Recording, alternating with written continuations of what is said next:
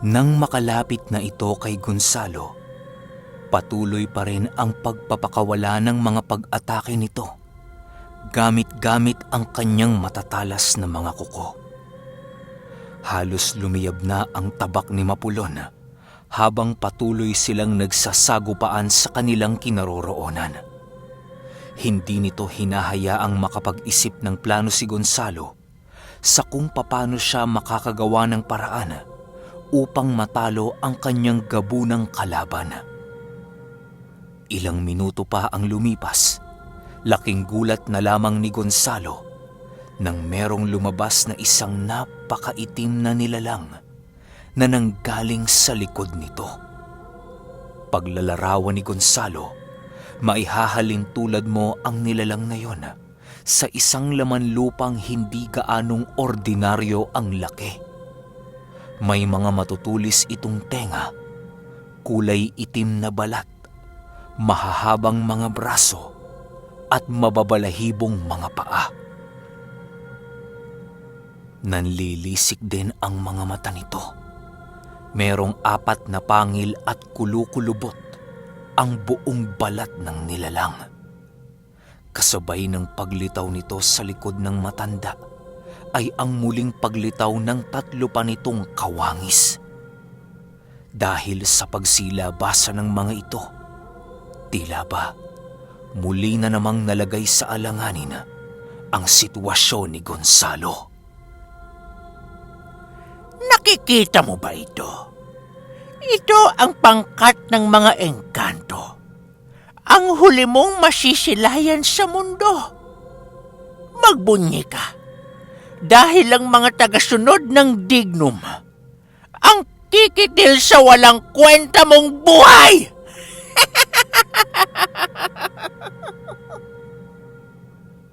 Wika ng matanda. Kasabay ng pagwika nito ay ang pag-ungol ng napakalakas ng mga nilalang na lumitaw sa anino ng matandang gabunan. Agaran din namang itinaas ni Gonzalo ang kanyang depensa upang paghandaan ang nalalapit nilang sagupaan. Nang makapagbigay na ng utos ang matanda sa nilalang na yon, agaran din naman itong sumugod ng walang pag-aalinlangan. Wala nang nagawa noon si Gonzalo kung hindi ang harapin ng kanyang mga kalaban sa digmaan.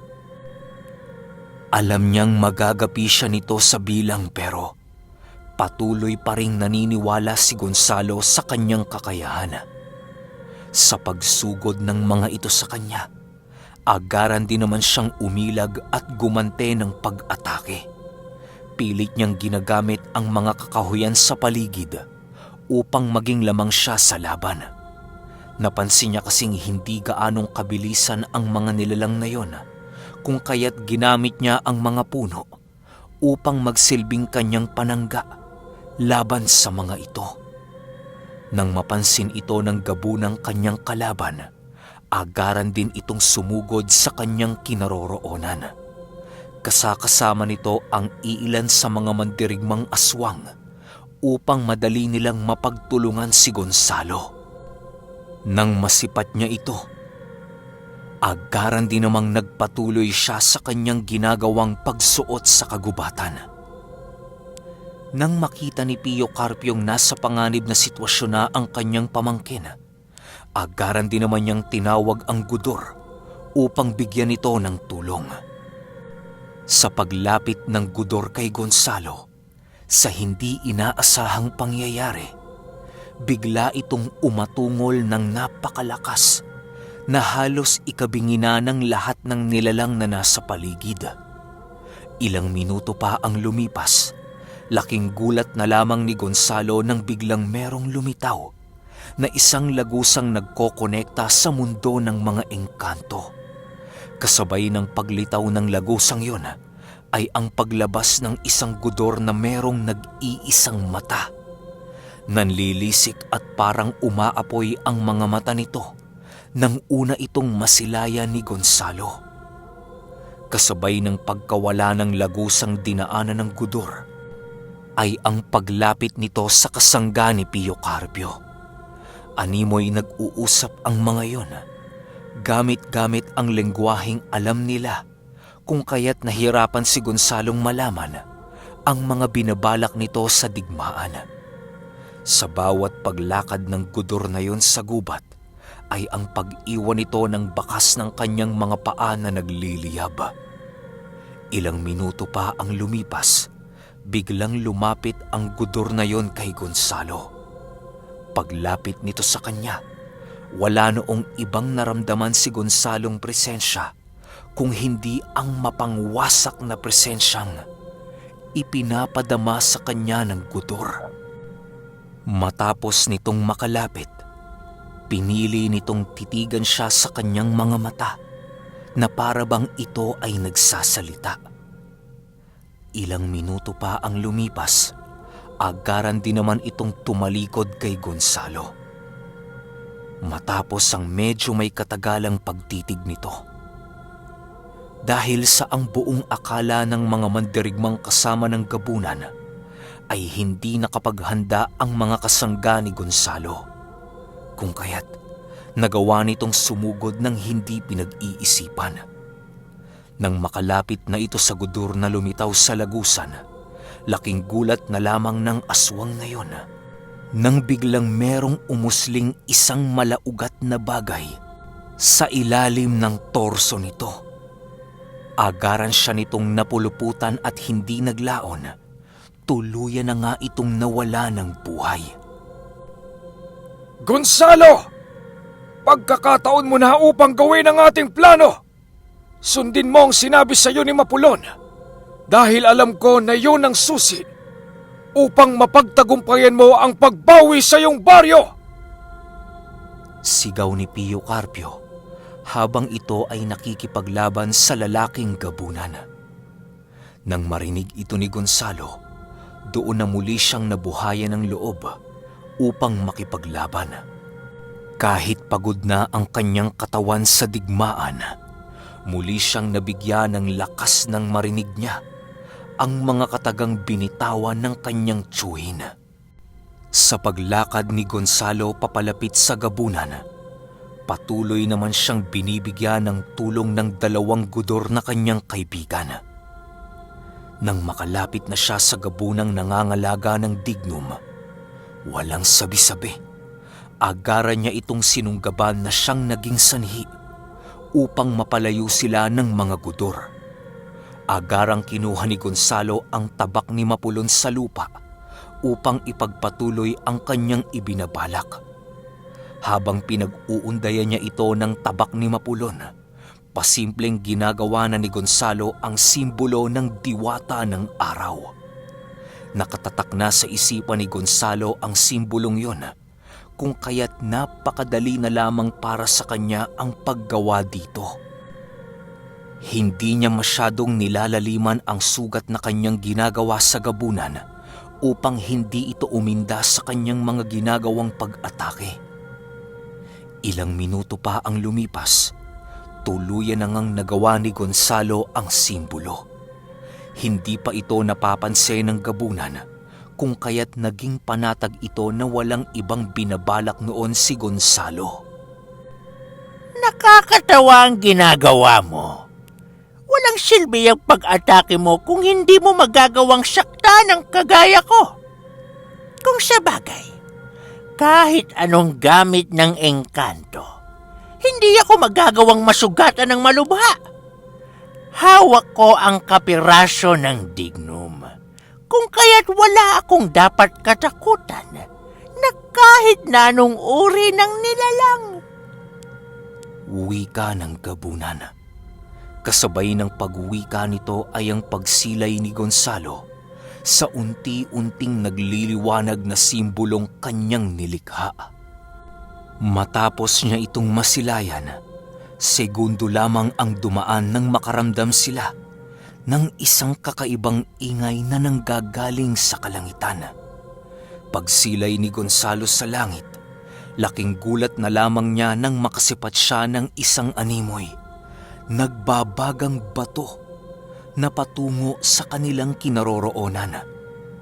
Alam ni Gonzalong hindi ordinaryo ang bagay na yon, kung kaya't agara naman siyang tumungo sa lugar na hindi maaabot nito. Dahil sa ginawa noon ni Gonzalo, agad din namang naramdaman ng matandang yon ang kanyang mga nasilayan. Kasabay ng pag-alis nito sa lugar na kanilang pinaglalabanan ay ang paglapag ng isang nagbabagang nilalang. Meron itong daladalang 2 kalis na kulay ginto na nagbabaga.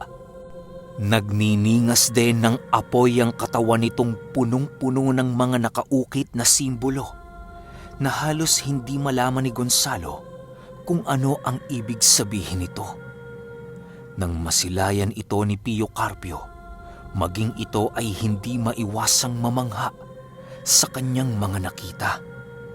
Maging ang mga papasugod sa ermitanyong mga aswang ay biglang natigilan ng masipat nito ang diwata ng araw na si Adlaw. Lahat ng naroon sa paligid ay hindi maiwasang mamangha dahil sa kanilang mga nakita. Noon ding mga oras na yon, biglang nakaramdam ang nangangalaga ng dignum ng kirot sa sugat na nilikha ni Gonzalo. Sa pagtayo ni Adlaw, biglang nakaramdam si Gonzalo ng labis na pagniningas sa buong paligid. Maging ang iilang aswang na naroon ay hindi na ring mapigilang umatras upang makalayo sa nag-aalab na presensya ni Adlaw. Pagtingin nito sa matandang gabunan na nangangalaga ng dignum, bigla itong nagwika ng, "Magdasal ka na sa Diyos na iyong sinasamba. Dahil ito ang gabi ng huli mong hininga. Huwag ka nang magmatigas dahil ang buhay mo ay nasa mga kamay ko na." Malumanay na wika ni Adlaw. Kasabay ng pagtayo nito ay ang pagkuha niya ng kanyang 2 kalis na nakatarak sa lupa. Ang mga nilalang naman noon na tinawag ng matandang nangangalaga sa gabunan ay muling lumapit dito upang bigyan ito ng tulong sa pagpatay sa diwata ng araw. Ilang minuto pa ang lumipas, tuluyan na ngang sumugod si Adlaw papalapit sa gabunang yon. Lahat ng mga aswang noon na nakikipagdigma ay hindi napigilang awatin ang diwata dahil sa ramdam nilang masyado itong makapangyarihan para sa kanilang pinuno. Maging ang asawa nitong gabunan ay hindi naiwasang tumulong sa pagpatay kay Adlaw. Pero kahit anong gawin nilang paglusob dito, wala silang nagagawa kung hindi ang umatras dahil sa napakainit nitong katawan. Halos ang iilan sa mga aswang na sumusugod noon kay Adlaw ay hindi napigilang magliyab dahil sa ningas ng presensya nito. Ilang minuto pa ang lumipas, napagpasyahan na ng mga engkantong umaaligid sa gabunang yon ang lumaban upang ipagtanggol ang angka ni Simon.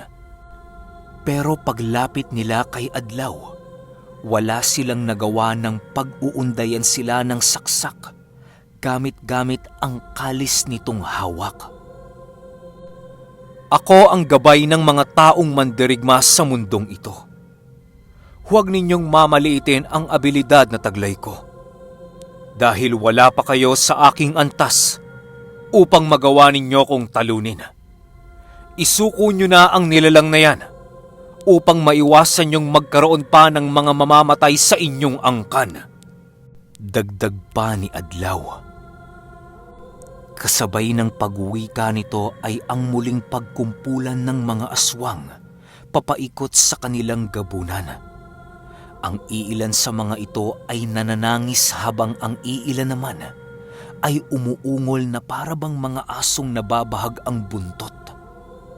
Sila Pio Carpio naman noon, piniling lumapit na lamang sa kinaroroonan ni Gonzalo upang masilayan ang ginagawang paglipol ni Adlaw sa mga nilalang na kanilang kalaban. Sa bawat paghakbang noon ng diwata ng araw, ay ang dahan-dahang pag-atras ng mga aswang papalabas ng baryo. Pinagkumpulan nila ang kanilang gabunan upang magawa nilang ipagtanggol ang mga ito sa kanilang mga huling hininga. Hindi na sila noon nakakapag-isip ng tama sa kadahilanang maging ang kanilang gabunang namumuno sa kanila ay halos mabaliw na dahil sa hindi ordinaryong abilidad na pinapamalas ng diwata ng araw. Ilang minuto pa ang lumipas, tuluyan na ngang nakalapit si Adlaw sa mga aswang, kung kaya't ang iilan sa mga yon ay napilitang sugurin na lamang siya. Sa bawat paghampas niya ng kanyang kalis ay ang pagliyab ng mga katawan ng aswang habang ito ay bumabagsak sa lupa. Nang masukol na ni Adlaw ang mga ito, biglang nagwika ang gabunang nangangalaga sa dignum ng, Hindi kami mamamatay ng hindi lumalaban! Kasabay ng pagwika nito ay ang pagsugod ng mga aswang na pumapalibot sa kanilang mag-asawa. Wala nang naisip na matinong plano noon ang angka ni Sinsimon dahil sa labis na pagkatakot sa diwata ng araw. Walang habas naman itong pinagpapapatay ni Adlaw kapag nakakalapit na ito sa kanyang kinaroroonan. Makalipas lamang ang ilang minutong pakikidigma, halos wala nang natira sa angka ng dalawang matandang gabunan. Sigurado akong matinding kalungkutan ang nadarama ng dalawang yan. Nasa harap na sila ng kamatayan, pero patuloy pa rin silang nagluluksa para sa kanilang mga anak na nawala. Hindi ko alam kung matatahimik ba ang kaluluwa ng dalawang yan sa impyernong kanilang pupuntahan. Wika ni Pio Carpio habang pinapanood ang nalalapit na pagpatay dito ng diwata ng araw. Nang wala ng pagpipilian ang lalaking gabunan, pinili nitong sunggaban na lamang si Adlaw upang hayaang makatakas ang kanyang asawa.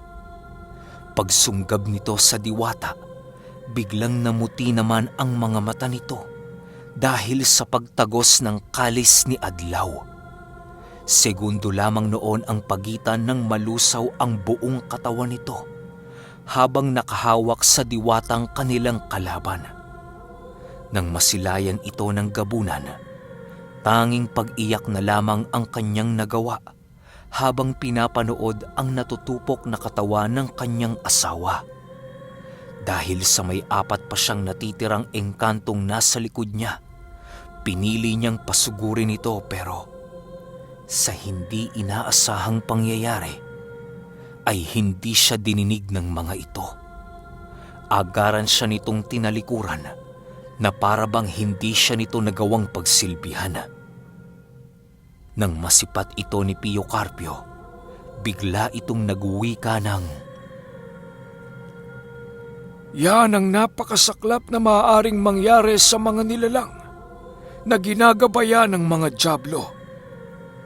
Hindi nila naisip na sa oras ng kanilang pagdurusa ay hindi sila sasamahan ng mga ito. Masyadong makasarili ang mga dyablo, kung kaya't kapag dumating na sa puntong hindi na nila mapapakinabangan ang taong kanilang ginagabayan, ay kusa nila itong lilisanin. Kapag wala ng silbi para sa kanila ang nilalang na kanilang sinusundan, doon na rin magtatapos ang kanilang misyon. kasabay ng pagdinig dito ni Gonzalo, tanging awa na lamang ang kanyang nadama para sa matandang gabunan. Umiiyak ito sa ilalim ng isang puno habang hinihintay na makalapit si Adlaw. Nakahawak din ito sa simbolong iniukit ni Gonzalo sa hindi malamang dahilan. Nang makalapit na si Adlaw, walang sabi-sabi, agaran niyang hinawakan ang ulo nito at isinubasob sa lupa. Wala namang nagawa ang matandang yon kung hindi ang sundin ang nais ni Adlaw. Ilang minuto pa ang lumipas, panay na ang pagsigaw ng matanda dahil sa pagliyab ng kanyang buhok. Kasabay ng pagliyab ng katawan nito ay ang pag-unday dito ni Adlaw ng kanyang kalis na siyang naging sanhi upang kumawala ang ulo nito sa kanyang katawan. Agaran ding nalusaw noon ang katawan ng gabunan matapos itong makitila ng buhay ni Adlaw. Kasabay ng pagkaagnas ng katawan nito ay ang paglaglag ng kapiraso ng dignum sa lupa. Hindi na ito nagawang kunin ni Adlaw, gawa ng nababalot ito ng sumpa ng dyablo. Nang matapos na ang misyon ni Adlaw sa lugar, pinili nitong tumingin sa kinaroroonan nila Gonzalo at hindi naglaon ay naglaho din ito sa kanyang kinaroroonan. Bigla itong nag-anyong isang bolang apoy na siya ring lumipad pabalik sa kalangitan. Matapos ang mga pangyayaring yon, pinili nila Pio Carpio'ng puntahan ang dignum na iniwan ng gabunan. Agaran din naman nila itong ibinigay sa lumitaw na gudur upang dalhin sa mundo ng mga engkanto. Ibalik mo ito sa baryo at ibigay sa apo. Pakisabi na din kay Ruben na masaya kong pinahintulutan niyang makisali ka sa labanang ito. Pasensya ka na dahil may mga pagkakataong nakakaramdam ng paghihirap ang kauri mo. Wika ni Pio Carpio sa gudur. Kasabay ng pagwika nito, doon na pagtanto ni Gonzalo na ang gudur palang lumitaw sa kanila ay kasanggari ni Ruben. Alam niyang hindi pa ito ang buong lakas ng gudur, kung kaya't naging palaisipan sa kanya ang taglay nitong abilidad. Sa pagkawala ng gudur, minabuti nila Gonzalong puntahan ang baryo upang masilayan ang iilan sa mga kaibigang naging alipin ng angka ni Simon. Pagpasok niya sa loob ng baryo, doon niya nasilayan ang kalunos-lunos na sinapit ng mga taong minsan na niyang itinuring na kapamilya. Butot balat na ang pangangatawa ng mga ito at bakas sa kanilang pagmumuka ang hindi makataong sinapit nila sa kamay ng angka ni Simon. Agaran din namang inilabas ni Gonzalo sa hawla ang mga ito upang malapatan ng agarang medikasyon. Matapos niyang mapakawalan ang lahat ng kanyang mga kababaryo, pinili niyang muling ipahukay kay Mirno at Sulay ang inilibing nitong sumpa sa kabundukan. Kahit maraming sugat na natamo noon si Gonzalo, hindi na niya ito inisip, gawa ng mas kinakailangan ng kanyang mga kasama ang agarang paggamot at pagpakain sa mga ito. Pagbalik ng kaibigan ni Gonzalong mamumugot ng ulo, hindi na din ito nagdalawang isip upang ibigay ang mga natitirang bangkay sa kanyang hila-hilang kariton. Labis naman itong ikinagalak ni Gonzalo dahil alam niyang malaki ang magiging tulong nito sa mabilisang paggaling ng kanyang mga kababaryo. Okay, yung 54 bukas na lang siguro ng 1 PM. Yun lang. Maraming salamat at good night.